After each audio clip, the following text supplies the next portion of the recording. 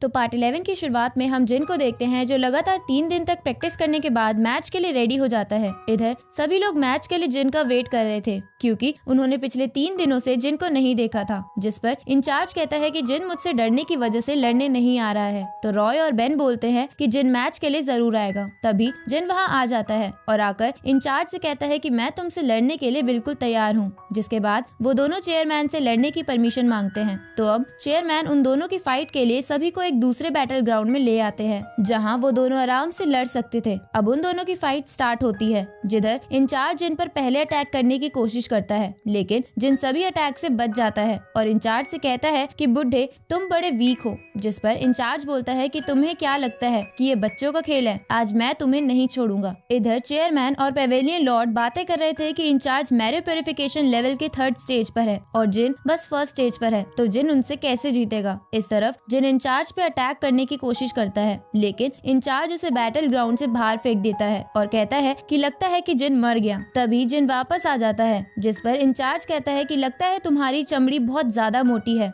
तो जिन बोलता है कि हाँ, इतनी मोटी कि तुम मुझे नहीं हरा सकते। ये सुनकर इंचार्ज गुस्सा हो जाता है और जिन पे अटैक करने लगता है, पर जिन इंचार्ज को लात मार के दूर फेंक देता है। ये देखकर इंचार्ज ऊपर जाके जिन पर 1000 स्नेक टेक्निक का इस्तेमाल करते हैं, लेकिन जिन जेनी की सिखाई हुई टेक्निक से बच जाता है। तभी इंचार्ज अपनी बेस्ट स्नेक टेक्निक को जिन पर इस्तेमाल करता है, लेकिन जिन किसी तरह उसे भी रोकने में कामयाब हो जाता है और इंचार्ज की टेक्निक को खत्म करके उसे नीचे पटक देता है। ये देखकर सब खुश होने लगते हैं और पेवेलियन लॉर्ड घोषणा करने लगते हैं कि जिन जीत गया। उसी समय इंचार्ज हंसते हुए अपना डेविल रूप एक्टिवेट कर लेता है, जिसे देखकर जिन हैरान हो जाता है। इधर पेवेलियन में एक एक कर सभी सैनिकों को एक पॉल नाम का बंदा मारने लगता है। साथ ही ली को भी उस बंदे का अंदाजा हो जाता है। इस तरफ पेवेलियन लॉर्ड इंचार्ज का डेविल रूप एक्टिवेट होता देखकर जिन को वापस आने को कहते हैं। साथ ही लीजा भी उसे बोलती है कि डेमन रूप बहुत ज्यादा ताकतवर होता है, इसलिए तुम वापस आ जाओ। पर जिन उनकी बात नहीं मानता। तो पेवेलियन लॉर्ड और वो टीचर चेयरमैन से बोलते हैं कि डेविल रूप कंपटीशन के रूल्स के खिलाफ है, इसलिए आप जिन को वापस बुलाकर इंचार्ज को मार दो। जिस पे चेयरमैन बोलते हैं कि मुझे जिन पर पूरा विश्वास है। इधर जिन इंचार्ज का डेविल रूप देखकर अपनी गोल्डन वाटर बॉल टेक्निक से इंचार्ज पर अटैक करता है, पर इंचार्ज उन सभी अटैक से बच के जिन को अलग अलग डायरेक्शन से पीटने लगता है। तो जिन अपनी वाटर बॉल्स को नुकीला बनाकर इंचार्ज पर अटैक करता है, लेकिन इंचार्ज को उससे कुछ नहीं होता।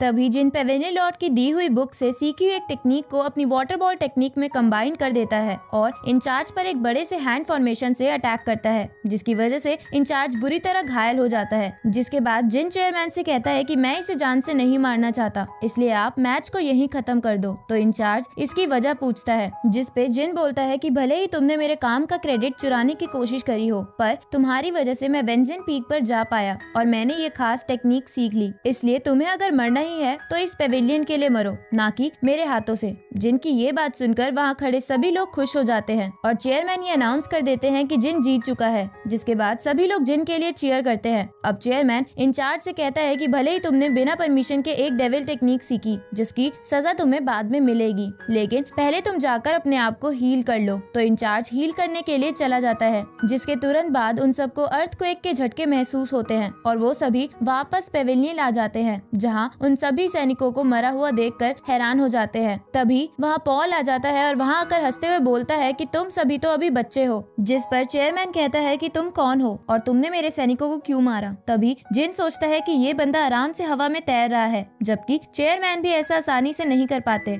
इसलिए उसे लगता है कि कहीं ये बंदा चेयरमैन से ज्यादा ताकतवर तो नहीं। उसी वक्त पॉल चेयरमैन से कहता है कि तुझे क्या लगता है, तू वेंजिन पीक को आवारा कुत्ते की तरह पीछे छोड़ देगा। ये सुनकर पेवेलियन लॉर्ड और वो टीचर चेयरमैन की इंसल्ट का बदला लेने के लिए उस पर अटैक करते हैं, लेकिन पॉल बड़ी आसानी से उन्हें वापस पीछे फेंक देता है। जिसके बाद पेवेलियन लॉर्ड चेयरमैन से कहते हैं कि मुझे माफ कर दीजिए, ये बहुत ज्यादा स्ट्रॉन्ग है। तो चेयरमैन उन्हें बताते हैं कि इस बंदे की स्ट्रेंथ होली फीटस लेवल से भी ज्यादा है। इसके बाद चेयरमैन पॉल से पूछते हैं कि तुम हो कौन और यहाँ आने का तुम्हारा क्या मकसद है। जिस पर पॉल बोलता है कि मैं यहाँ पर वेंजिन पीक देखने आया हूँ, इसलिए मुझे तुम जैसी चींटियों को सब कुछ बताने की जरूरत नहीं है। अब पॉल ये कहकर वहाँ से से वेंजिन पीक की ओर निकल जाता है। जिसके बाद रॉय चेयरमैन से कहता है कि ये अभी हमारी इतनी बेइज्जती करके गया, क्या हम कुछ नहीं करेंगे। ये सुनकर चेयरमैन सबको बताते हैं कि वेंजिन पीक इस पेवेलियन से भी ज्यादा पुराना है और साथ ही इस पेवेलियन को बनाने में वेंजिन पीक का बहुत बड़ा हाथ है, क्योंकि जब भी पेवेलियन में कोई दुर्घटना होती थी तो सभी वेंजिन पीक से मदद लेते थे। और तो और जब मैं चेयरमैन बना तब मुझे भी वेंजिन पीक से बहुत मदद मिलती थी, लेकिन कुछ सालों पहले यहाँ एक हादसा हुआ। ये सुन के पेवेलियन लॉर्ड कहते हैं कि इसके बारे में मुझे क्यों नहीं पता, जिस पर चेयरमैन बोलते हैं कि ये बात किसी को भी बताना अलाउड नहीं था और एक बार ये बात गलती से एक टीचर ने बता दी थी, जिसके बाद वेंजिन पीक के एक आदमी ने उसे जान से मार दिया। ये सुनकर टीचर चेयरमैन से कहती है कि अब हमें क्या करना चाहिए। इधर जिनको लगता है कि कहीं मर्लिन और बड़ा आदमी खतरे में ना हो, इसलिए वो उन्हें देखने के लिए वेंजिन पीक की तरफ चला जाता है। इधर पॉल वेंजिन पीक पर पहुंचकर कहता है कि मास्टर ली, मुझे पता है कि आप बीमार हो और मुझ पे अटैक नहीं कर सकते, इसलिए मैं आपको ठीक करने के लिए कुछ मेडिसिन लाया हूँ। साथ ही मैं अपने दोस्त मर्लिन और बड़े आदमी से भी मिलना चाहता हूँ। इस तरफ मर्लिन और बड़ा आदमी भी पॉल की आवाज सुनकर उसे पहचान लेते हैं, इसलिए बड़ा आदमी पॉल के पास जाने लगता है। यहाँ पॉल सबका इंतजार करते हुए बोलता है कि अगर आप सब बाहर नहीं आओगे तो मैं पूरी जगह को तबाह कर दूंगा। जिसके बाद वो चारों ओर अपनी ज्योग्राफी टेक्निक इस्तेमाल करने लगता है, जिसकी वजह से सारी जगह हिलने लगती है। ये देखकर चेयरमैन सभी को एक शील्ड के अंदर बंद कर लेते हैं ताकि किसी को कुछ न हो। इधर बड़ा आदमी पॉल के पास पहुंचकर उसे बोलता है कि धोखेबाज, तुम यहाँ क्या करने आए हो? जिसपे पॉल बोलता है कि मैं तो बस उस चीज को वापस हासिल करने आया हूँ। तो बड़ा आदमी बोलता है कि वो चीज जिसके लिए तुमने अपने भाई को मार दिया था। इसके बाद बड़ा आदमी बोलता है कि तुमने उस चीज के लिए बुरे रास्तों पर चलते हुए मास्टर को भी धोखा दिया। जिस पर पॉल बोलता है कि दोस्त, तुम्हें पता है ना कि वो चीज मेरे लिए कितनी जरूरी है, जिससे मैं हाईएस्ट लेवल तक पहुंच सकता हूँ, लेकिन मास्टर मुझे वो चीज देना नहीं चाहते थे और हर बार बस मुझे अपनी आँख से जलाते रहते थे। तो बड़ा आदमी कहता है कि वो अपनी आँख से तुम्हें टॉर्चर नहीं करते थे, बल्कि तुम्हारी बॉडी को मजबूत करते थे। साथ ही तब तुम उस चीज के काबिल भी नहीं थे। ये सुनकर पॉल बड़े आदमी को कहता है कि भाई, तुम भी तो उस चीज से अट्रैक्टेड हो ना। जिस पर बड़ा आदमी कहता है कि मुझे उसमें कोई इंटरेस्ट नहीं है, मैंने कल्टीवेशन के लिए अपना अलग मेथड ढूंढ लिया है, इसलिए जरूरी नहीं कि सभी लोग एक ही चीज से अट्रैक्टेड हो। इधर जिन वहाँ पहुंचकर चुपके से उन दोनों को देख रहा था। तभी पॉल बड़े आदमी से कहता है कि कुछ भी हो जाए आज मैं उसे लेकर रहूंगा। ये सुनकर बड़ा आदमी अपनी जेब में हाथ डालकर एक चीज निकाल के पॉल की तरफ फेंक देता है और कहता है कि ये लो, रख लो इसे, क्योंकि मास्टर इसे तुम्हें ही देना चाहते थे। और तो और जब तुम्हें इस पीक से बाहर निकाला था तब भी सब तुम्हें याद करते थे। ये सुनकर पॉल कहता है कि तुम झूठ बोल रहे हो, तुम्हें क्या लगता है ऐसा करके तुम मेरा ध्यान भटका दोगे? जिस पर बड़ा आदमी कहता है कि लगता है कि तुम कुछ नहीं समझोगे, इसलिए मुझे आज टीचर बनके तुम्हें समझाना पड़ेगा। जिसके बाद बड़ा आदमी पॉल पर अटैक करने की कोशिश करता है, लेकिन उसकी शील्ड की वजह से उसे कुछ नहीं होता और वो बड़े आदमी से कहता है कि भले ही तुम्हारी स्किल्स काफी अच्छी हो, पर तुम मुझसे नहीं जीत सकते। तभी पॉल अपने 2 खास सोल्जर्स को वहाँ बुला लेता है, जिसे देखकर बड़ा आदमी कहता है कि ये तो जेनयान हॉल के लोग हैं, तो क्या तुम भी अब उसी हॉल के स्टूडेंट बन चुके हो? जिस पर पॉल हाँ भरता है। तभी वो दोनों बड़े आदमी पर अटैक करने लगते हैं और उसे पीछे धकेल देते हैं, जिसे देखकर पॉल कहता है कि ये दोनों बहुत ज्यादा ताकतवर है और आज मैं इन दोनों को अपने साथ ट्रेजर लेने के लिए लाया हूँ, इसलिए तुम इनसे सावधान रहो। इधर जिनको बड़े आदमी पर वार होता हुआ देखकर लगता है कि बड़ा आदमी इनका सामना नहीं कर पाएगा, इसलिए वो ली को बुलाने चला जाता है। इधर चेयरमैन अपनी एक खास अंगूठी टीचर्स को देकर कहने लगता है कि मैं उस पीक पर जा रहा हूँ और तुम सब स्टूडेंट्स का ख्याल रखो।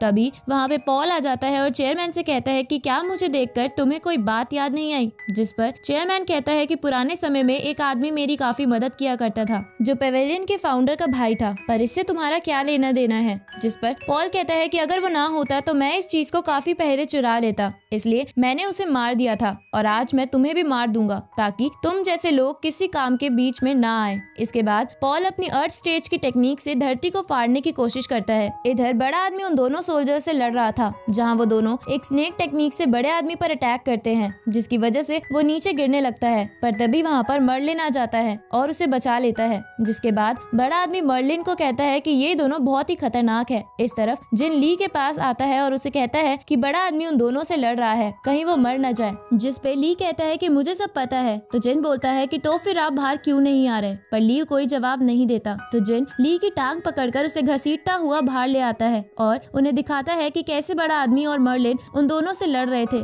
जिस पे ली कहता है कि वो दोनों उनको संभाल लेंगे। साथ ही ली सोचता है कि पॉल यहाँ पर जेनयान हॉल के लोगों को क्यों लाया है। जिस पे जिन बोलता है कि मैं अभी वीक हूँ, नहीं तो मैं ही उनकी मदद कर देता, पर ये पॉल है कौन जो सबको परेशान कर रहा है। जिस पर ली उसे बताता है कि पॉल उसका एक पुराना स्टूडेंट है जो पावर्स के पीछे पागल हो गया था, इसलिए उसे यहाँ से निकाल दिया था। जिसके बाद मैं इस पहाड़ पर आ गया और इस पहाड़ की एंट्रेंस पर लाइटनिंग फॉर्मेशन करके एक गुफा में रहने लगा ताकि पॉल मुझे ढूंढ न सके और पेवेलियन के लोग भी यहाँ ना आ सके। ये सुनकर जिन हैरान होकर बोलता है कि आप यहाँ पर पेवेलियन के बनने से पहले से हो, तो आपकी एज क्या होगी? जिस पर ली बोलता है कि मेरी एज लगभग 1000 साल है। ये सुनकर जिन बोलता है कि इस दुनिया के बाहर की दुनिया कैसी है, जिस पे ली बोलता है कि वो दुनिया बहुत ज्यादा ताकतवर है जिसके सामने तुम्हारी स्ट्रेंथ भी एक चींटी की बराबर है। इधर जेनियन हॉल में सोल्जर्स मर्लिन और बड़े आदमी पर भारी पड़ने लगते हैं। ये देखकर जिन ली को उनकी मदद करने को कहता है, पर बड़ा आदमी इसके लिए मना करता है क्योंकि ली बहुत ज्यादा कमजोर था।